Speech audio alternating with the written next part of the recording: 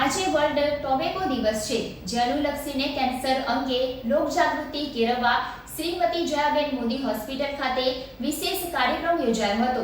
ટોબેકોને લઈ ફેલાતા કેન્સર અંગે લોકોને જાગૃત કરી વ્યસન મુક્ત બનવા અપીલ કરી હતી।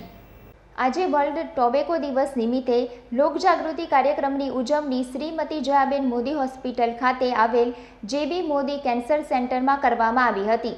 તમાકુ કે જે કેન્સર જેવી મહામારીનું કારણ છે, જે અંગે વર્લ્ડ ટોબેકો દિવસની ઉજવણીના ભાગરૂપે ટોબેકોથી થતા જીવલેણ કેન્સર અંગે સમાજ પર હાનિકારક અસરો વિશેની જાગૃતિ કેન્સર સેન્ટરના વરિષ્ઠ doctor Tejas Pandya, doctor Divyesh Pathak, doctor Priyansh Jain તથા ડૉક્ટર ઝકરિયા દ્વારા આપવામાં આવી હતી।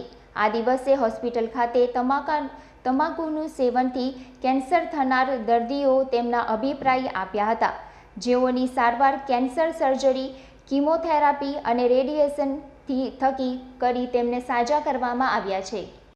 સતત 3 મહિનાથી લઈને દોડે છે। 90 દિવસમાં 25 દિવસ હું ઘરે રહ્યો છું, 65 દિવસ મારા દવાખાનામાં જાય છે। સારું રસ્તા બધા મારા ભાઈ મારી સાથે રહે છે।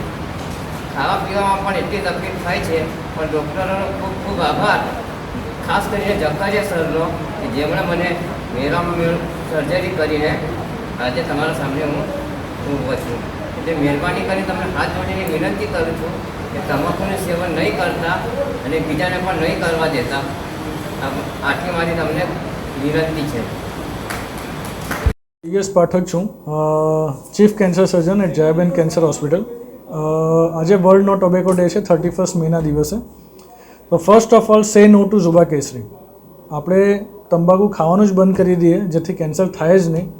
અગર થાય છે તો આપણી પાસે અહીંયા બધી જ અત્યાધુનિક ફેસિલિટીઝ અવેલેબલ છે, જેના દ્વારા આપણે cancer surgery, chemotherapy, even radiation therapy બધું જ કરી શકીએ છીએ। અહીંયા hundreds of successful cancer surgeries થઈ છે, thousands of chemotherapy, hundreds of radiation therapy already થઈ ચૂકી છે। So you can take advantage of it, આટલી સારી ફેસિલિટીનો, અને we can fight this cancer together. Thank you.